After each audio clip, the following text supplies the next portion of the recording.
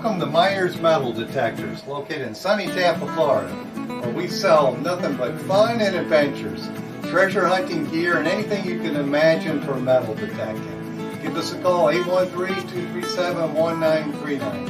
Happy hunting and dig deeper. Live from sunny Florida, it's Treasure Talk. Welcome, folks. Looks like we're live again. We are indeed. We are indeed. I guess we've got another exciting show of Treasure Talk lined up, so I guess we better get started real quick. Of course, today's show is brought to you by your friends at Myers Metal Detectors, where we not only sell fun, but we sell adventure. And the views, thoughts, and opinions expressed by Treasure Talk guests and members belong solely to the guests and members and not necessarily to Phil Myers, Jocelyn Myers, Jeff Mona, or Myers Metal Detectors. And of course, the purpose of Treasure Talk is to promote the hobby of metal detecting and treasure hunting and to educate our members in a fun, informative manner. And that's what we're going to do tonight. Right, Jeff? We are indeed. It's going to be a really nice, fun show tonight. If y'all been following the posts, and there have been a bunch of you that entered the giveaway contest, this is going to be something that's a little out of the ordinary, but it's right up our alley with treasure hunting and metal detecting. Now, y'all have seen them before, Sid and KT of Atosha Treasure Adventures. I mean, these two have lived the treasure hunter's dream in their life. It's been rough, but they lived the dream when it comes to treasure hunting. And just think about the subject of tonight's show, finding Pearl Harbor with a metal detector. Now, that is cool. So that's what we're going to talk about tonight. So if y'all are watching on Facebook and you see the thing that says I'm gone live with StreamYard, click here to give StreamYard permission. The only thing that does is lets us see your name. Instead of Facebook user, in the main chat here, it lets me see your name and not just Facebook user. So if you would do that, we would appreciate it a great deal. And we've got people from 5 Facebooks and 2 YouTubes tonight. So we're doing good. And I think, are you feeling all right, Phil? You up to the show? I had my COVID booster shot, and I feel kind of weird from it. And that was last week. That was on last Wednesday. But hey, I'm here. I'm doing okay. So we'll have a good show, I'm sure. And I just want to remind folks, if they want to ask a question, Jocelyn's on the Treasure Talk Facebook page. And I know we're streaming to so many different places now, but if you have a question that you want her to ask me, she can do it, but you have to be on the Treasure Talk Facebook page. And other than that, I'm ready when you are, Jeff. All righty. So let's bring on Sid and KT Jones and Dinkum. He's here. He's in the house. He's waiting. Let's bring him on. All righty. Hey. All right. Hello, everybody. How are you? Guys, Dinkum's a beautiful bird. Yeah, he's hanging out with Katie. Yeah, Dinkum and I had an argument earlier today, so he's going to hang out with Katie tonight. Does he bite when he argues? Time out, huh? Yeah. So Dinkum and I are not particularly on speaking terms, but this is like owning a cockatoo is like having a perpetual 3-year-old in your house. So you know how that is. But Malikalikimaka, Merry Christmas in Hawaiian, seems to be the right thing to say for this show because we have Hawaiian history to share. That's awesome. U.S. history. That's awesome. So we're going to go off in a slightly different vent this time. As many of you know, Katie and I are known primarily for our work on the Atocha, the Margarita, the 1715 Plate Fleet, and other shipwrecks over decades of work on that. But we are also involved with a very interesting project out in Hawaii. This goes back a few years ago, and our challenge was to try to find remnants of Japanese involvement with the Pearl Harbor attack, something that's kind of difficult to do because there's just not a whole lot out there on the Hawaiian Islands left from the Pearl Harbor attack that represents the Japanese side of the story. So it was a treasure hunt, and treasure, of course, can be many different things. And the treasure in this story is actually looking for artifacts that related to the Pearl Harbor attack, but from the Japanese side. So before we get into talking about what we did, I want to remind all the viewers of the famous researcher, Robert Stenway. He was a really famous guy. And what he was known for is doing immaculate research. And his research was so good. He was primarily looking for shipwrecks, most of the time Spanish galleons or Spanish wrecks. And he was such a good researcher that he would spend years researching, and getting all the data that he needed. And he usually found the wreck that he was looking for on his very first dive. So he did not waste a lot of time trolling around out in the ocean with magnetometers and metal detectors looking for the possibility of finding stuff. He spent most of his time researching and then went out with his metal detector and magnetometer and found it his very first dive. So that's what we're trying to emulate here tonight, is Robert Stenway's fashion of finding things. And research played a very, very, very big part in this story. Katie, would you like to talk a little bit more about it?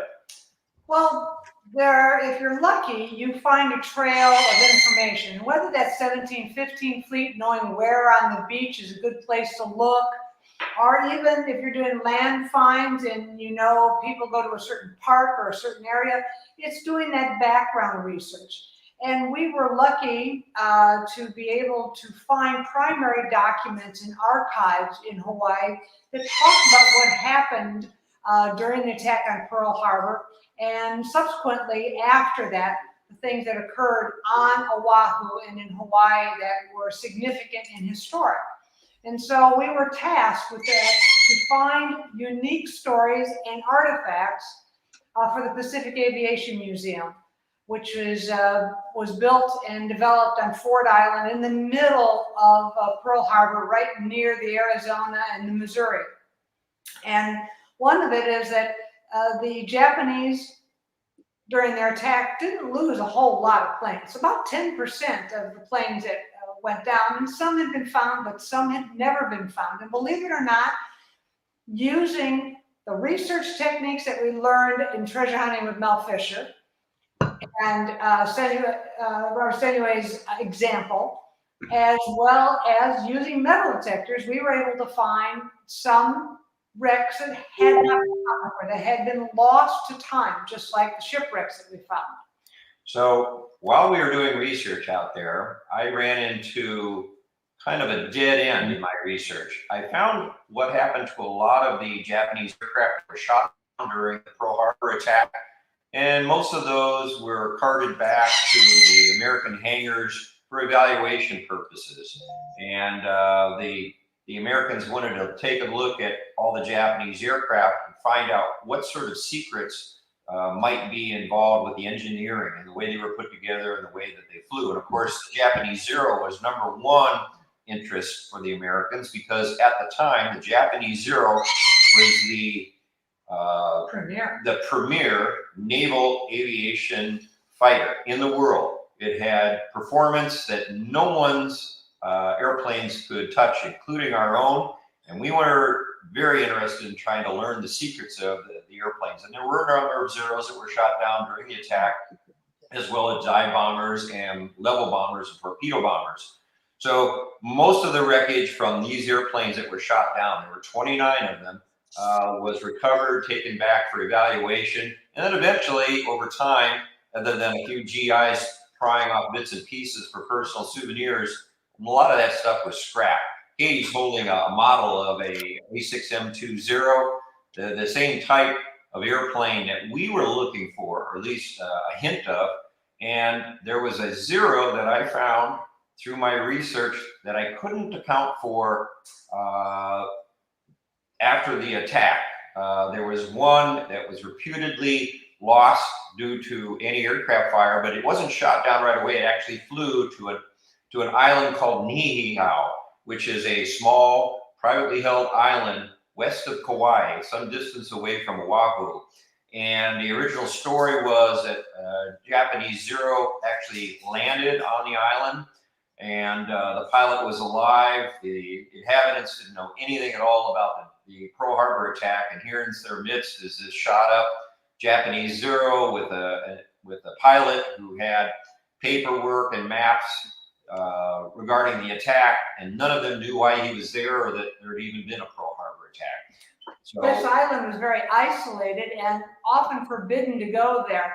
It was privately owned by the Robinson family, and they were protecting the native Hawaiians, who were some of the only people left that could speak that native tongue that was hundreds of years old. And so they were protecting those people on the island. And it was this island was quite a ways away from Pearl Harbor.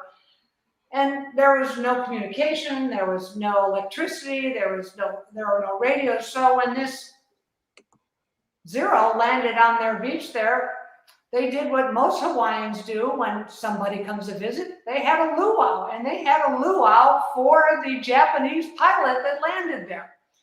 of course, the U.S. officials would have loved to have had this intact Zero, which did sustain a little bit of damage when it landed, because it ran out of fuel essentially and landed pretty hard. But the airplane was rebuildable, and the pilot was alive, and would have been an amazing resource for our intelligence services. So as I started to learn more and more about the possibility that this event had actually happened on this island of Niihau, I then had to try to figure out how are we going to contact the owners of Niihau. And unfortunately, they are not well publicized. You can't look their names up in a phone book. They keep to themselves. It's very, very difficult to gain access to those people. It took me about 6 months of trying before I finally found a lead that got me close to actually talking to one of the owners of Niihau Island.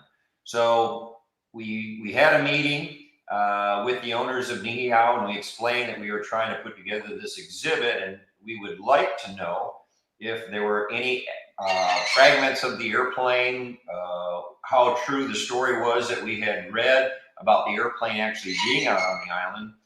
And we managed to convince the owners of the island to grant us a visit to the island. They did confirm that the island itself had this Japanese Zero that landed on it, and it landed right next to a small little village on the island.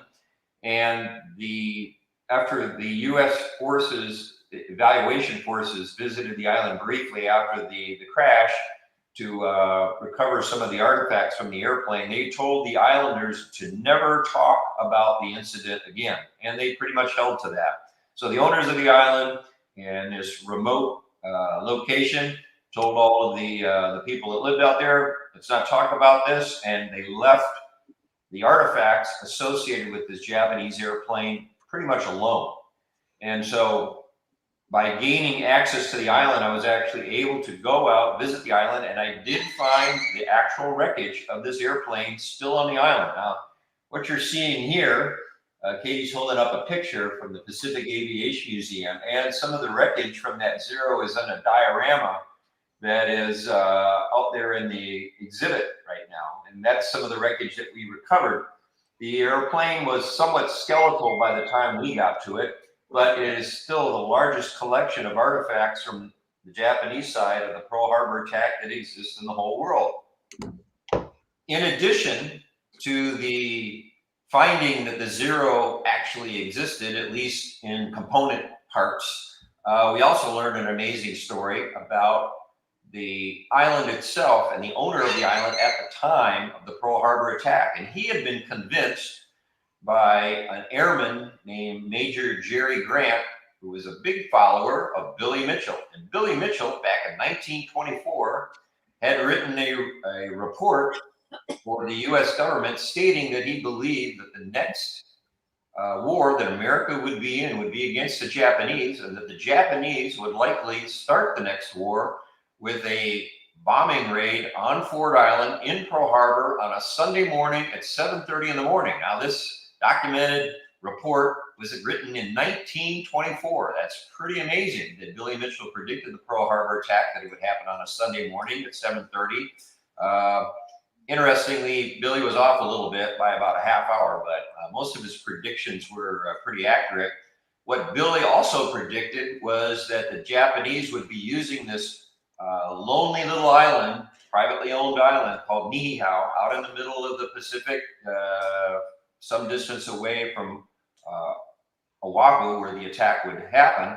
And he thought that the Japanese would set up an air base on Niihau because it's a very flat island. It has no communication with the rest of the islands out in the Pacific or out in Hawaii. And he predicted that Niihau would be used as a staging area for this upcoming predicted Japanese attack. Well, a few years after that report was written, Jerry Brandt, the fellow I was telling you about before, Major Jerry Brandt, actually was stationed in Hawaii, and he remembered Billy Mitchell's passionate prediction. And so he managed to contact the owners of Niihau Island and convince them that their island might be used in a future Pearl Harbor attack. And they convinced the owners of the island to plow up all of the flat spots all over the island. They didn't just do rows like in a field where you're planting corn. They made big giant checkerboards. Each square of the checkerboard was about 100 feet across, and they plowed up the whole entire island at their own expense, just based on Billy Mitchell's prediction. They started 7 years before the Pearl Harbor attack and finished just a few months before the actual attack happened. So here's a private individual preparing for the Pearl Harbor attack at his own expense, plowing up his own property to make sure that the Japanese could not use it as a landing base. Well, the Japanese, by the time the Pearl Harbor attack came along, they didn't really envision Niihau as a station or as a staging place for the attack, like Billy Mitchell suggested. They used aircraft carriers, of course, but they did tell their pilots, if you can't make it back to the aircraft carriers, be sure and try to land at Niihau, because we're going to have a submarine posted offshore at periscope depth. We want you to land on the beach, and we will pick you up. And so there were several Japanese airplanes after the attack that were badly damaged during from any aircraft fire or ground fire. And so they tried to make it to Niihau. Of the 3 that went out there, only 1 actually landed, and that turns out to be the one that is the subject of our discussion tonight. So Katie did a whole lot of research. I did find that the airplane was there. We found the plows that were there to plow up the island. We even took pictures of the plowing, which still exists out there on the island. You can see the plow right there. So, and this is where the using of a metal detector and digging and excavating came in, because this material was scattered quite a ways on the island. They had been using the aluminum and the metal from the Zero for fishing weights and fishing paraphernalia. So there are pieces and bits everywhere. And so that's where it came into play, the metal detector, and doing archaeology like we had developed on the wreck sites, is trying to find these pieces and then figure out what they are. Was it modern junk? Was it stuff from World War II? How does this correlate to what we were finding? So a lot of the techniques that we developed and used on the Atocha, the Margarita, and the 1715 fleet, we were using out on this island of Niihau. So an interesting aside, going back to the metal detector aspect, when it was granted access to the island, and the owners of the island actually allowed us to go to where the original crash was. And remember, during the Pearl Harbor attack, the Americans were terrified that the Japanese were actually going to invade Hawaii right after the attack. So having this somewhat intact Japanese airplane sitting there that could be used for future investigatory engineering answers, they decided, instead, they took a few pieces off of it, but they thought, we need to hide this thing somewhere else, because in case the Japanese come back, they may try to drop a bomb on it and blow it up, and then that would ruin the chance to get any more data from the wreckage. So the wreckage was dragged down a hill not far from the original crash site and hidden underneath some trees. Well, I was taken, and my first visit out there, I was taken to this area where the trees were. And now the area is kind of like the island's garbage dump. And the owner of the island said, well, this is where the Zero used to be when it was first moved down to this area. you might look around here for, there may be some parts of it here. The rest of the material, as best we could find, was moved to other spots, but there might be still some material here. So I had a VLF machine at the time that we had brought for our original investigation, and I waved it around, but it was really deep grass, and there was obviously mounds of garbage, or tin cans and things like that, and old bits of steel that were kind of around in this area. And I got very quickly, I was anxious to move on with the whole project, and I got a little ahead of myself. I said, well, there's nothing here right now. I just waved the machine around. All I did was pick up garbage. I probably spent maybe 10 or 15 minutes waving the detector around, and I was just too distracted by all the other possibilities, information that we could get on our first visit. And so I said, well, we'll have to come back some other time. So put the detector away, and we went on to other sites and talked about other aspects of the event that happened out there. Later, a film crew was granted access to go to the very same spot where I had been waving this detector around, and one of them was getting a photograph of the area and just happened to be walking through the deep weeds, and he stepped on something hard, and he wasn't sure what it was, so he reached down through the grass and pulled it up, and it was the whole horizontal stabilizer from the Zero that had been laying there since the airplane had been dragged down there right after the attack. So the whole horizontal stabilizer was laying there, and it would have been a real tribute for me to find that with the metal detector. I had all the equipment, but I just got too anxious. I was in too big a hurry. I should have known better. So my loss, their gain. So, yeah. We got a question for you, Sid or KT, whichever one will answer it, from Tiffany Calhoun. She wants to know the color of the aluminum under the paint.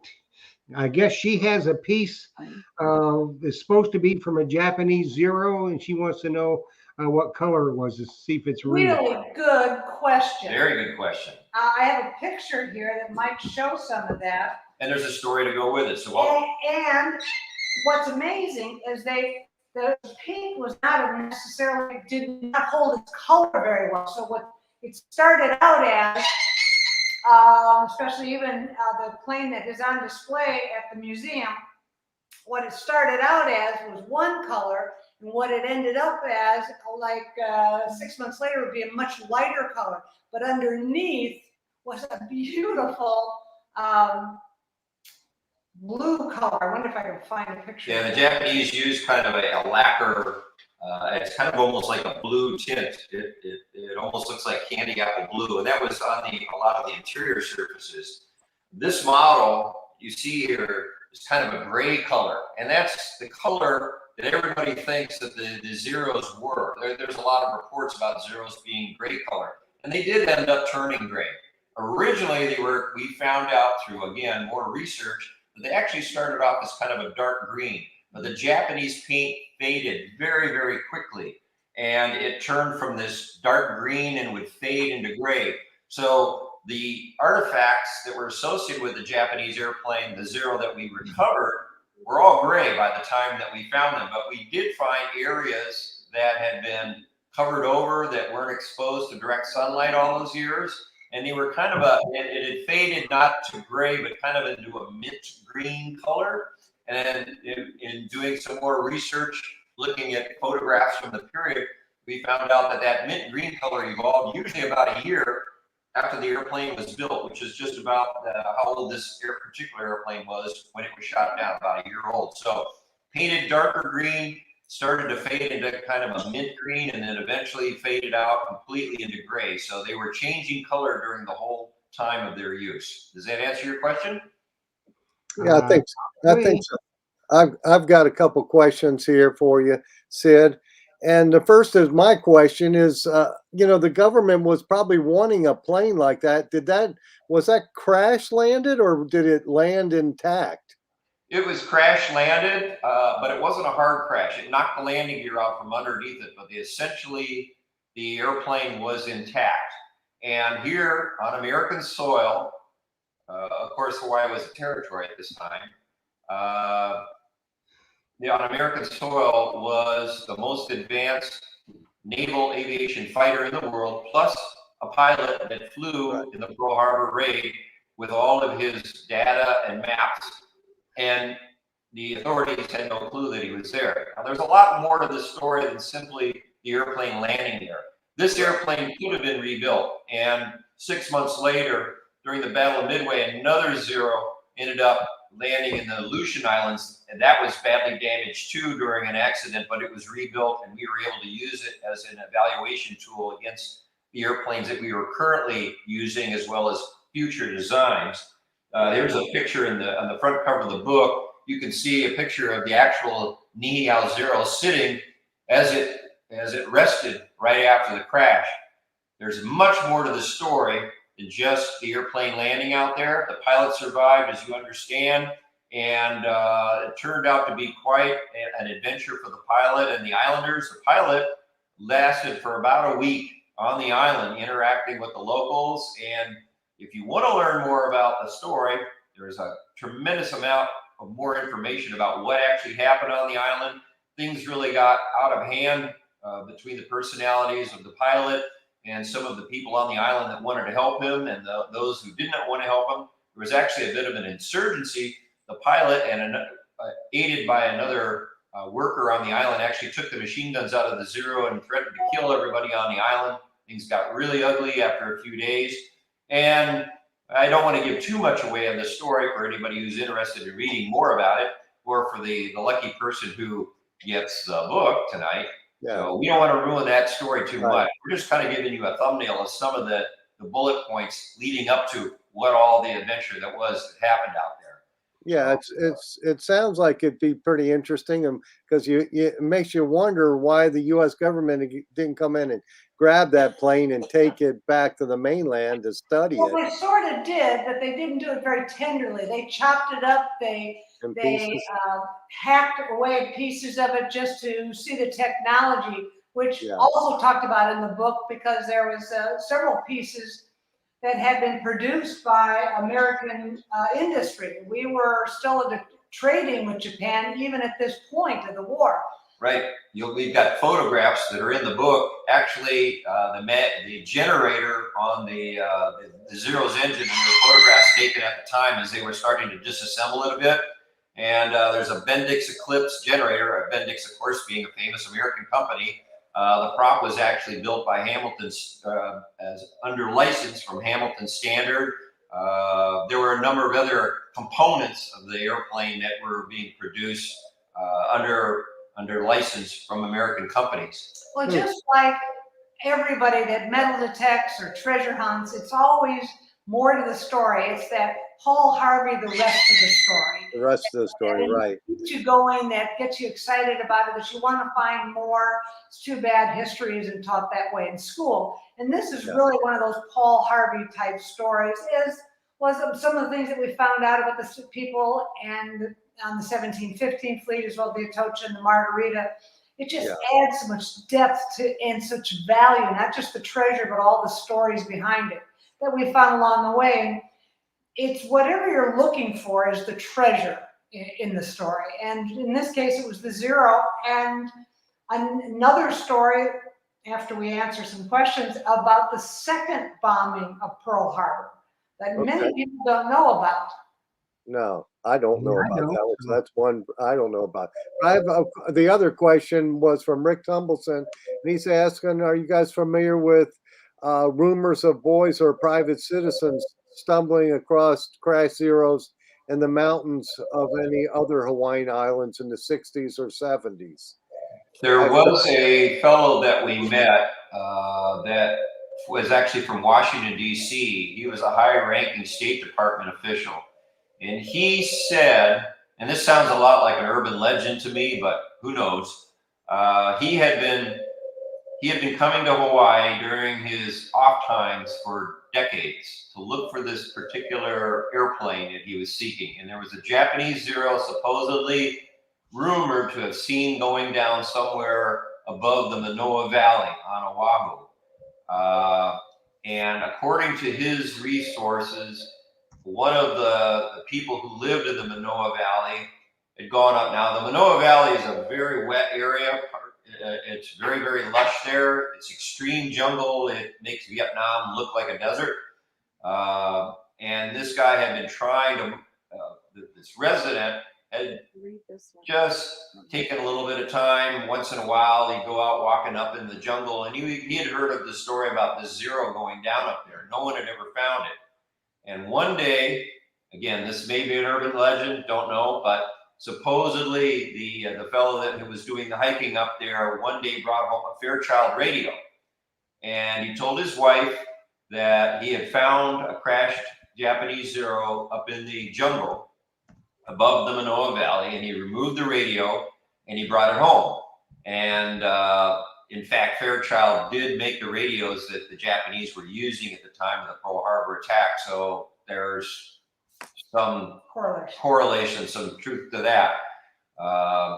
Now, of course, like any good urban legend, the fellow who found the Zero didn't tell anybody about exactly where it was.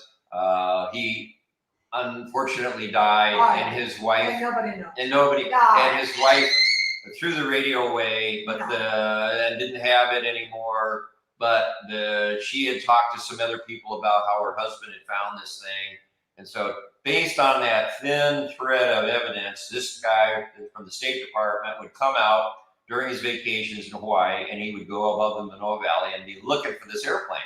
He never found it. And when we were out there working, actually around the time that we found the Nino Zero, he contacted us and said, I've got this other Zero I've really been looking for. I sure could use some help.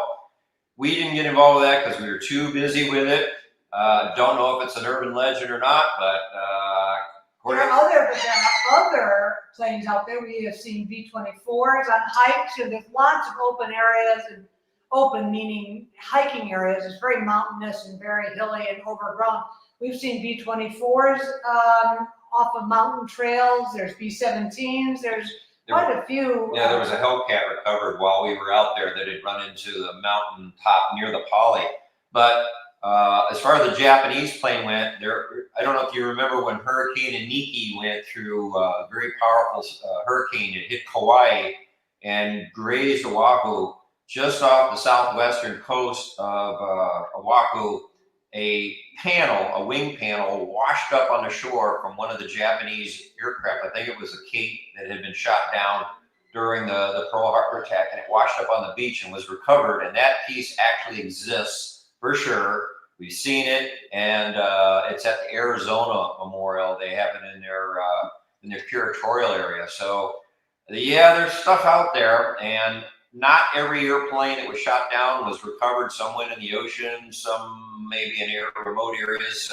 But so I guess there is a possibility of something being out there. Sure. Okay. And when you were excavating the site where the crash site, what metal detector were you using? To be honest with you, I don't remember the name after all these years because it was 15 plus years ago. I think it was Richard, but I could be wrong. I think it was. We borrowed a VLF machine from a metal detector sales and repair facility in Oahu before we went out there. But we also used that same detector for finding the bombing craters and the artifacts from the bombing craters from the second attack on Oahu, which happened in March 1942. Most people have never heard of it, but the Japanese did come back and attempt to bomb Pearl Harbor. Katie, why don't you tell them a little bit about that? Well, of course, they wanted to come back and hit the fuel depots, of course, the shipyards, water supplies, which they didn't hit the first time around. And there was a second attack, March of 1942, called Operation K. Seldom do people talk about it, though it wasn't top secret, but we were embarrassed by it, so they didn't really advertise it a whole lot. And without getting a great deal of detail, large Japanese bombers came all the way from Japan, refueled from submarines north of Oahu, and then came in and were going to bomb these important spots, fuel depot, shipyards, water supplies, etc. And they came in at night and they couldn't see and it was clouded over, and they just dropped their bombs willy-nilly. And we had heard a story, and this is a lot like treasure hunting, this is a lot like Oak Island, all of these treasure hunting stories. If someone said, well, yeah, that happened just below my house, and it's very hilly, sort of mountainous area.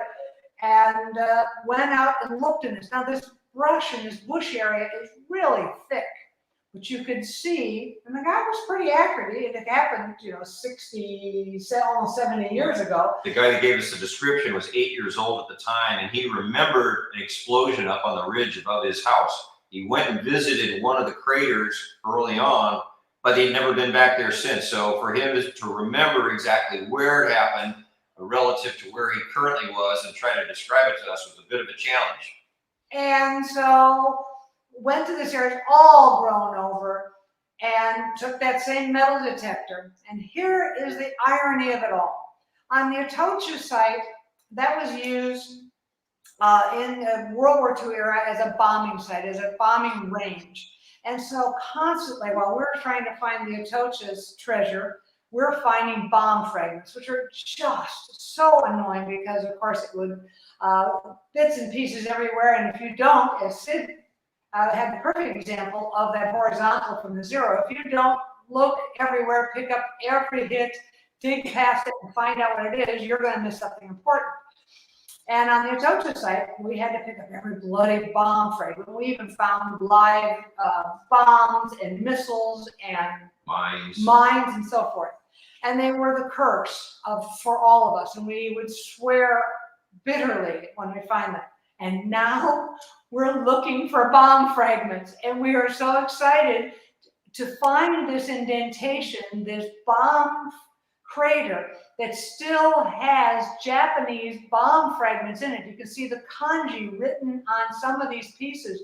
And we're both excited and laughing at the thought that we are finding actual bomb fragments from a little known second bombing of Pearl Harbor. So treasure is what you're looking for. It doesn't have to necessarily be gold and silver. It can be that elusive thing that adds something to history. Absolutely. That's awesome. And when you were excavating the site, what was what was your favorite find that you guys dug up? Well, on the second bombing? No, anywhere on the island. On the second bombing, the thing that really helped us out to prove that, you always want provenience for anything that you find. You always want to make sure you can identify that specific coin or that button or whatever it is you're looking for. You always want to be able to tie it to a source. And the thing that was so important with the second bombing material that we found is we found some of the fusible material, the fusing material from the bomb. And it had kanji writing on it. And that was the absolute confirmation that this, in fact, was the Japanese or one of the Japanese bombs that had been dropped. Now, for your listeners out there, anybody going out to Hawaii, there were 4 bombs dropped in that area. And there's still a couple of craters that we hadn't found because it's very deep, heavy jungle, very big elevation changes where the bombs came down. So there's potential for somebody to go out there and find those other craters. So might be something, a fun thing to do sometime. If you're going out to Hawaii and you get bored hanging out at the beach, you can take your metal detector out and go up in Tantalus and look for the rest of those bombs. Absolutely. Now, what was your favorite find from the wreckage site from the plane? The airplane, actually, we found a lot of really interesting stuff. We found enough of the wreckage that we could actually see some of the damage that had been done to it by ground fire, i.e. the reason that it actually landed there. There was some of the pieces like in the aileron wells. The Japanese, we use a thing called phenolic as a chafe guard for moving parts. And the Japanese, instead of using phenolic like we use, they actually use pieces of bamboo in there instead, which makes sense because it's really durable stuff. It's easy to come by with. And this bamboo was still in place, riveted in where it was supposed to be. So we found that fascinating. And the canopy, there were portions of the canopy that as well that survived, and they had bamboo chafe strips on them as well, which that was just all amazing. We found a portion of the center drop tank. The airplane the pilot, right before he was killed, tried to burn the airplane to keep it from falling into our government's hands. He was unsuccessful because there was no fuel left in it anymore. When he ran out of gas, there was no way to really start a fire. They threw some Kiawe wood in it and tried to start it that way. All they kind of did was burn out the cockpit area a bit. But we found parts of the centerline drop tank. That was pretty cool. There was a lot of neat artifacts associated with the airplane. But every part that we found told a story. And actually going and finding the primary documents, the original reports that were written that day, I got very thrilled about, because this whole, and you'll find in the book, was a very controversial story because of what happened on the island and with that Japanese pilot and the islanders that were there. Very controversial. And we were being challenged because this was in the museum, this brand new museum, and finding the primary documents and the reports that were written at the time saved that particular display from being dismantled and kept from coming to public eye. So that was as exciting for me to find that, to be able to prove what we had presented was the truth and not what was socially acceptable at the time, or even now. Yeah. Got a question. He's talking. Hi, Jeff. We got a question from a Facebook user. I don't know who it is. They didn't put their name in there. And they want to know if you found any type of personal effects or dog tags or anything like that from any of the pilots or people. No, we didn't find anything from the pilot himself. The pilot, when he was killed, he was buried on the island, and then after the war, his remains were dug up. His remains were cremated and sent back to Japan.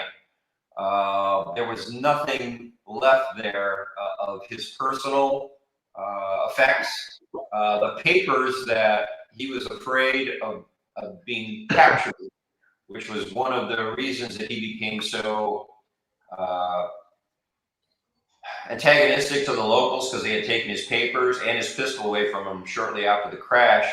The papers, we believe, were taken and given to the military authorities. We've traced it that far on Kauai. And after that, they seemingly disappeared. So we don't know what happened to that. The pistol that he had was missing and still may be missing. And Keith Robinson, the owner of Niihau, told me something interesting a few years ago. He said, well, none of the houses on Niihau had any locks on their doors. You could walk in any house because they just didn't think about that. But something of value they would bury in stone walls. So the pistol had been taken from the pilot and it was being hidden from him. That pistol kind of disappeared, and there was a thought that that pistol might be buried in a stone wall out there on Niihau somewhere. So more searching may be required to ascertain whether that's true or not. You just have to go back to Hawaii and find out. That's all. There you go. That's right. Hey, KT, Rick Tumbleson is asking you about singing with Andrea Bocelli.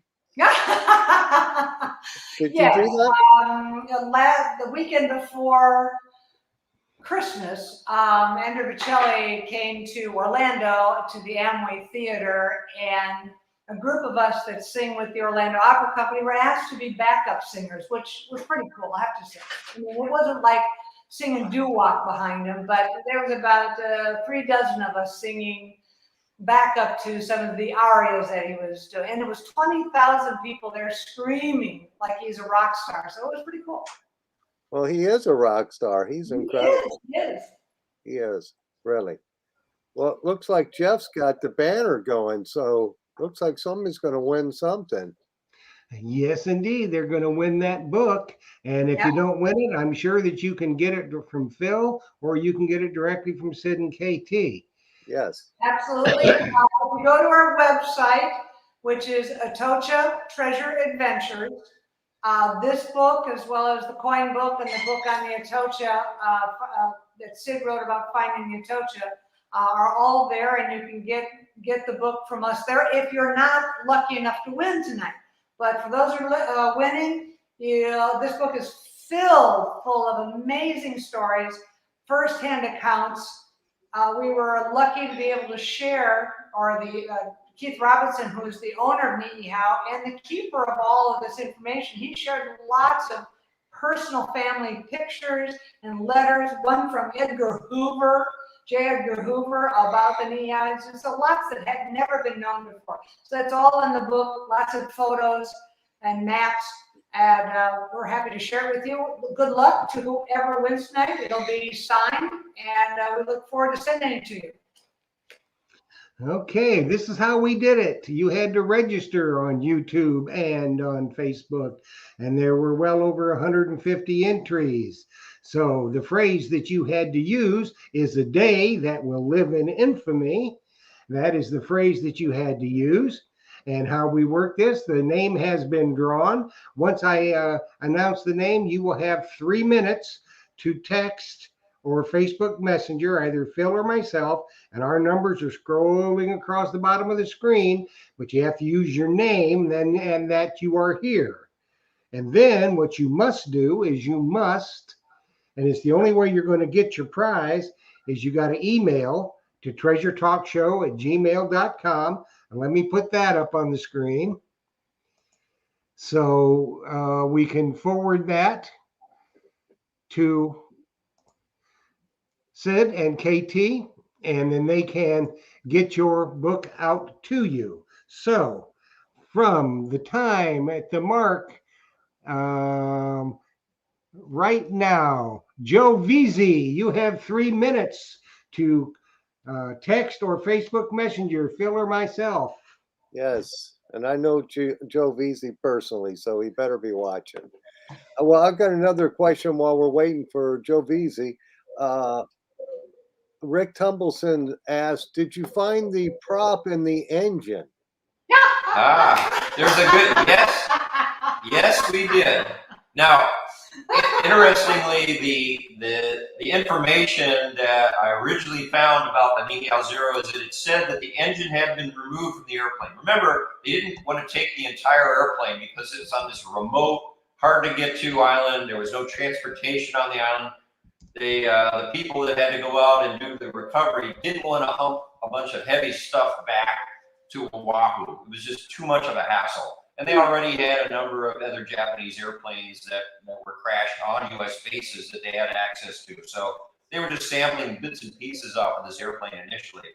So the original documentation that I read said that the engine had been taken off and brought back for evaluation.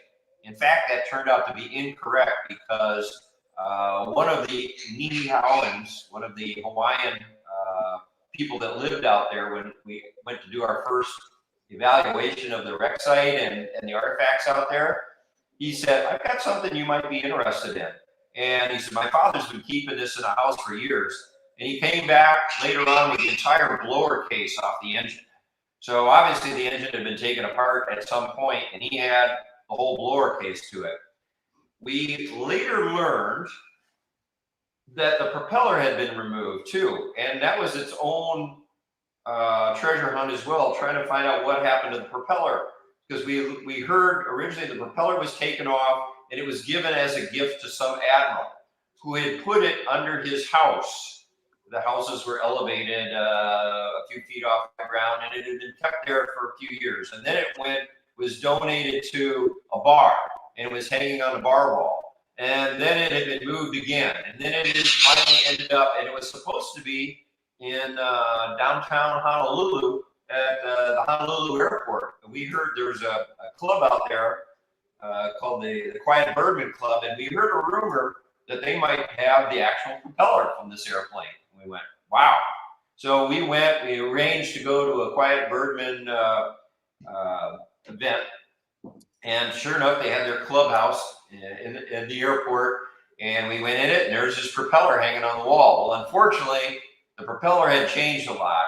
Somebody had straightened the blades out on it. It was originally two of the three prop blades were bent in the crash, and they had sandblasted it and taken all the original markings off, but they hung it up on their wall, and it was sitting in their clubhouse. So in the book is a picture of the actual propeller in the clubhouse of the Quiet Birdman in Honolulu Airport.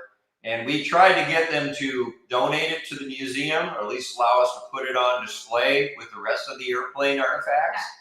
They took a vote on it, and they decided they'd rather have it on their wall. But So the irony of it all is they were in a building adjacent to our company's office at the time, before we moved into the hangars on Fort Island.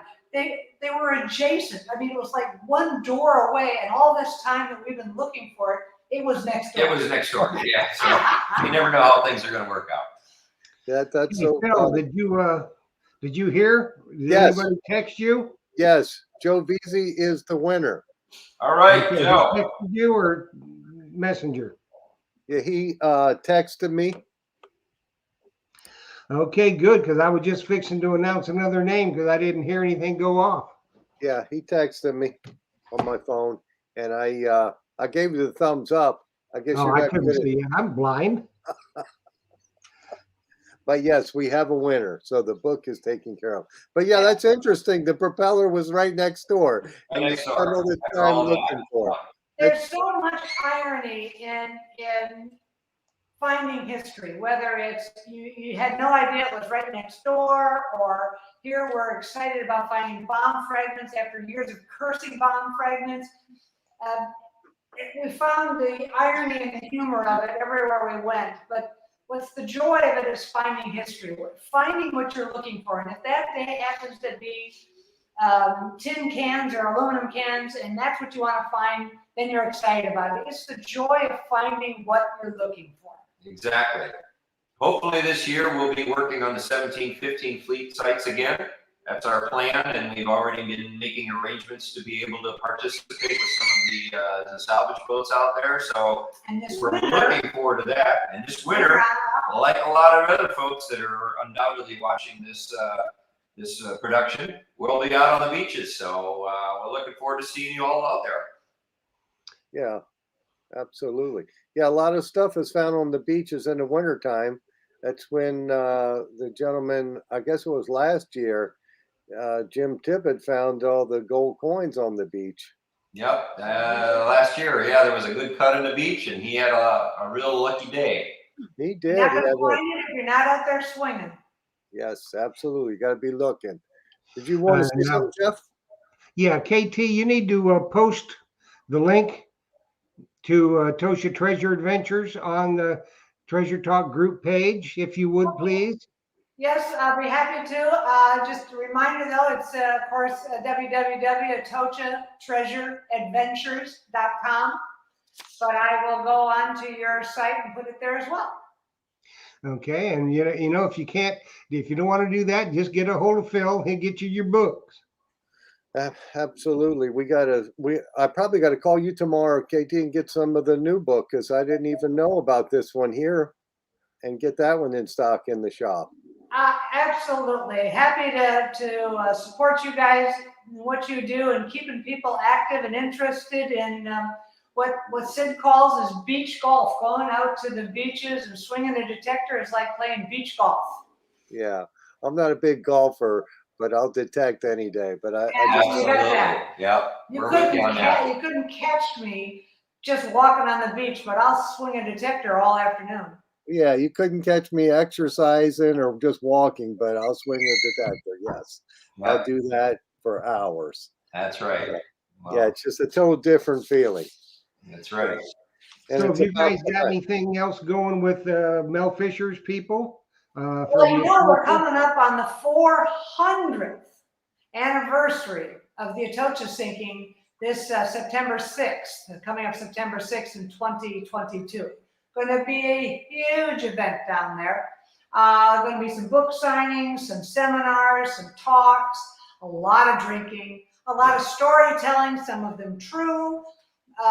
It's going to be a big event. So that's going to be September of 2022, the 400th anniversary of the Atocha sinking. Big deal. Yeah, we've been asked, Yeah. fortunately, to be participants in it, and so we will be there. And hopefully, a lot of your viewers tonight might take the opportunity to come down and see it all too. Well, that might be something good. I'll be about ready to, go down to Key West again. Yeah, But why? I don't know why you guys would never. You should be invited because you were a very integral part of all of that, finding all of that. You put in the work. Yeah, I mean, you were on the Arbutus for God's sake. Well, yeah, that's true. And a lot of the Golden Crew will be there. The older Goldies will be, sharing stories and say something true. So they'll be there, and the new crew. Matter of fact, one of the sons of Golden Crew, Bill Moore's son, he is on Magruder. He just found a gold coin, and I hope you're sitting down for this. This is just a gold coin. From the Atocha. It's an old world coin. It's not even one of those rare Santa Fe de Bogotas, and it's $100,000 it's worth. There was only less than 140 gold coins on the Atocha. So this is the next generation of one of the Golden Crew. Well, it sounds like Dinkum wants to go too. Yes. Oh yeah, he's gonna go, and we're gonna take him out to sea and leave him there, aren't we? Yeah. Leave them out at sea. Well, I know Jocelyn wants to go to Key West, so I guess that would be a good time because her family's good time to originally. go. It's always fun going down to Key West for a few days. Yeah, Jocelyn's family would have been a fifth generation Key West, Wow. but Just the check mama. on the Mel Fisher site, and you'll see the schedule of events, etc. It'll be a big deal. Normally, it's Mel Fisher Days is in July around the main pile discovery, but this coming year it's going to be in September, and it's going to be a big deal. Yeah, I think I'll go. And just think, Phil, dude, if we go, there's key lime pie, man. All right, There is definitely key lime pie. Yeah. Yeah, and Jocelyn always likes to go by and see her grandma's house. Of course, it's not the same. Well, it's the same on the outside, it's just a little different on the inside now. I'll bet. Yeah, On Fletcher Lane. down there. Yes, so we'll have to go by and see grandma's place. Yeah. And then she always likes to go through the graveyard and see all of her relatives. And it's a cool time. So we'll have to plan on doing that in September. Yeah, maybe I have a margarita or something, huh, Sid? Yeah, and some key lime pie.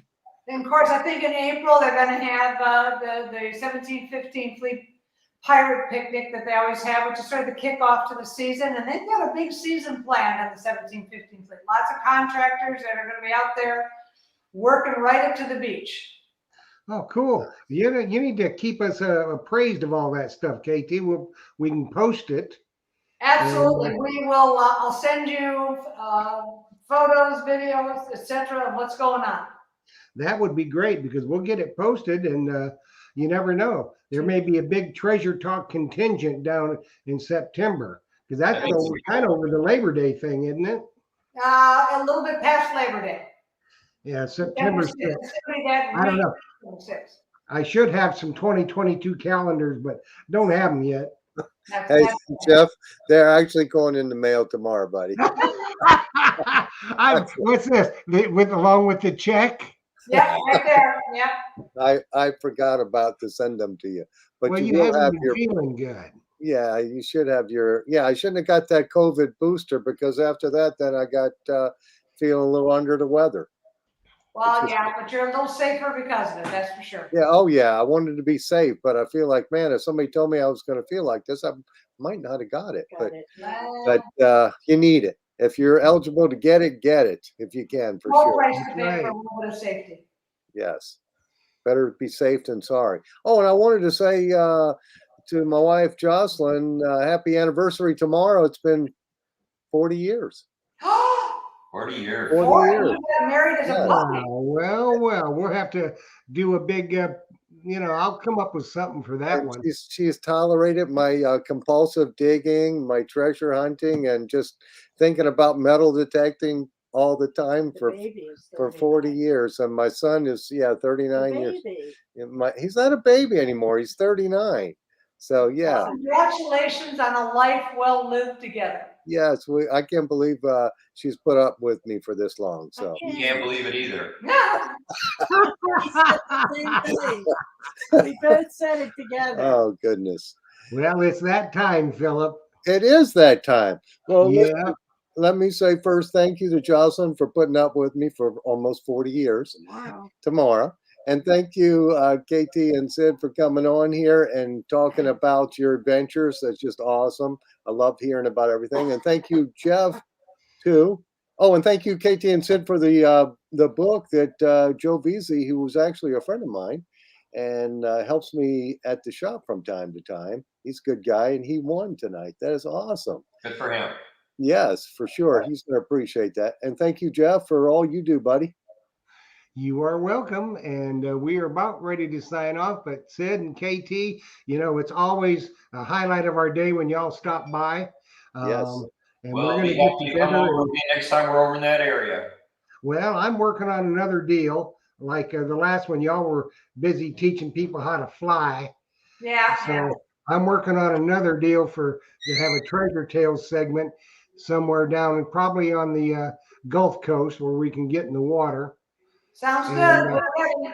And having you guys down there and a bunch of other people that were down before. But we just want to say thank you. We love you. And we just think your adventures, you guys have lived the dream as far as Absolutely. treasure hunting goes. And Dinkum too. Yeah. So Yeah. I want to thank you. Happy New Year to everybody. Yep. And Good hunting out you there. guys be safe out there. And Jocelyn, I love you. Thank you for putting up with my brother from another mother for 40 years. Happy anniversary. It's been rough, I know, but thank you for that. So, Call me tomorrow, Jeff. okay. I've already heard a lot of the stories. Okay, right. guys, we're going to say goodnight. But thanks to everybody. Have a happy new year, and we'll see you. Well, I'll see you Thursday night for Treasure Tales. And then pretty soon, the next time we see each other on Treasure Talk, it'll be 2022. And Yes, it's going to be a good one because that's when Excalibur Shovels, we're going to talk about the brand new innovation of the Merlin. It's going to be a killer, and Phil will have them in stock. So, Yes, as for he sure. always does. Absolutely. So we want to say good night to everybody and happy hunting. Happy hunting and dig deeper. Good luck, guys. We'll see Good you. night. Flip your desk.